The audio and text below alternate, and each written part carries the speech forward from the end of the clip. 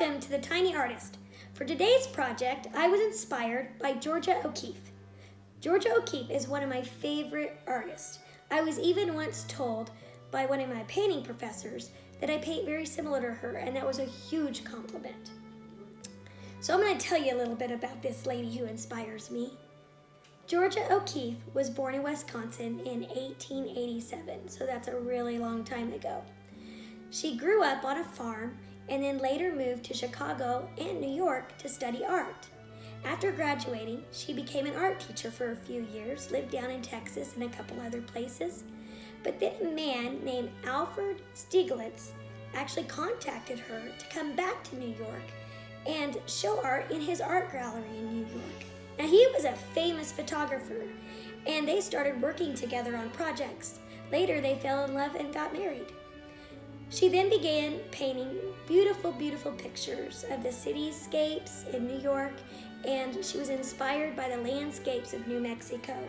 She painted beautiful big flowers, and you can even go see some of her paintings in our museum, our art museum in Indianapolis.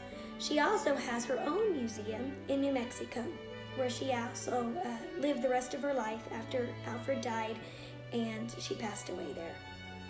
So let's get started on our project. Today, you're going to need paper, pencil, and glue, and oil pastels, or some chalk, or even crayons if that's all you have. The first thing you're going to want to do is create a flower. Now, a flower can be drawn any way you want. I kind of like to start with kind of a sideways capital D, kind of like a D is laying on its back. And from there, I'll move up and make some petals. As you can see, I come back down. And then I'll make some petals off of that. Now, once you have your flower drawn, and you need to draw the biggest flower you can get on your paper, you're going to then take some glue. And you're going to draw over the top of your lines with glue. You have to go really slow and keep yourself on your pencil lines.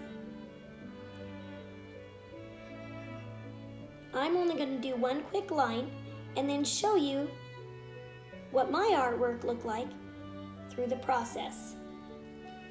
So as you can see, I've started a line of glue. You want it to look like a long bead of glue on every pencil mark that you make.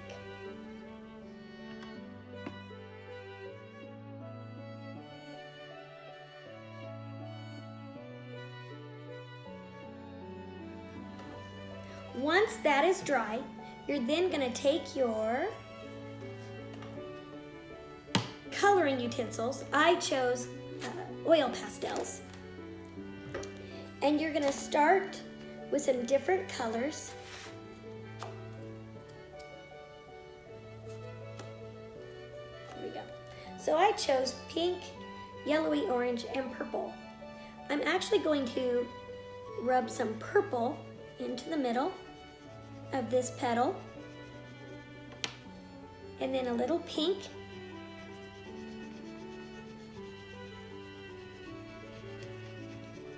you can use any colors that you like,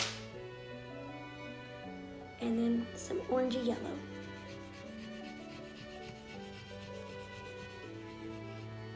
I could then take my finger and blend those colors together.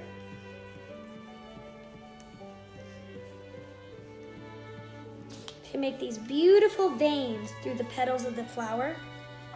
Or I could take the color white and use that to blend my colors together.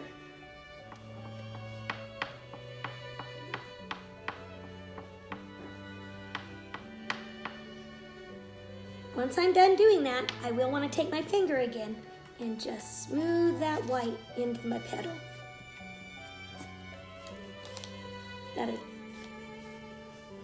There you go. 2 ways to blend your oil pastels. This flower was done on white drawing paper. As you can see, wherever I put glue, it stayed white, and you can actually feel the texture of the pastels and the glue. Now this one was done on black cardstock, and I really like the colors that I chose for this one.